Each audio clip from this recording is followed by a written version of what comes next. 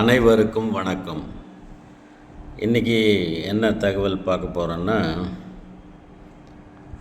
மனைவி அமைவதெல்லாம் இறைவன் கொடுத்த வரம் அப்படின்னு சொல்லுவாங்க.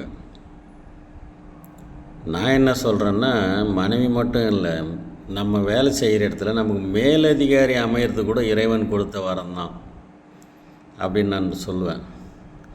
என்னென்னா, மேலதிகாரி நமக்கு அட்ஜஸ்டபுளாக இருந்தார்னா நம்மளுடைய வேலை ஈஸியாகிடும், நமக்கும் வேலை சிறப்பாக செய்யணுன்னு ஒரு ஈடுபாடு வரும். அதே மாதிரி தான் வீட்டில் இருக்கிற பெண்களுக்கும் சொல்கிறேன். இந்த அட்ஜஸ்டபுள் இருந்துச்சுன்னா எல்லா இடத்துலையும் வண்டி ஸ்மூத்தாக ஓடும். அதனால தான் மனைவி அமைவதெல்லாம் இறைவன் கொடுத்த வரம் அப்படின்னு சொல்லுவாங்க. சரி, மனைவிக்கு மட்டும் சொன்னாங்களே, அப்போ கணவனுக்கு எதுவுமே சொல்லலையா?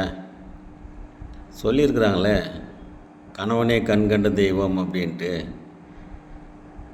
அப்புறம் கடவுளே போய் எப்படி வரோம்னு சொல்ல முடியும்? அடுத்து பார்த்திங்கன்னா, மணாலனே மங்கையின் பாக்கியம் அப்படின்னு ஒரு பழமொழி சொல்லுவாங்க. கணவர் என்பவர் ஒரு வகையில் பார்த்தோம்னா 3 தொழில்களையும் அவர் செய்கிறார். பிரம்மா, விஷ்ணு, சிவா ஆகிய 3 பேருடைய செயல்களையும் அவர் செய்கிறார். எப்படி? சில நேரங்களில் அவர் படைப்பு தொழிலில் ஈடுபடுறார்.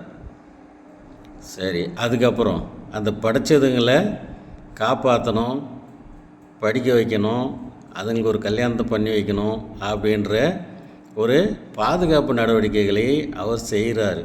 அந்த இடத்துல அவர் விஷ்ணுவோட வேலையை செய்கிறாரு.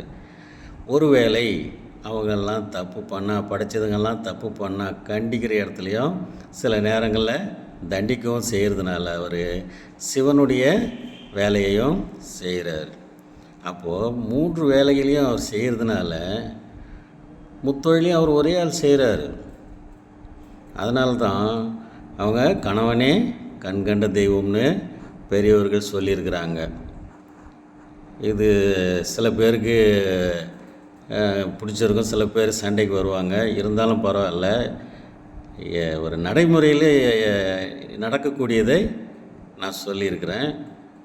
நன்றி, வணக்கம்.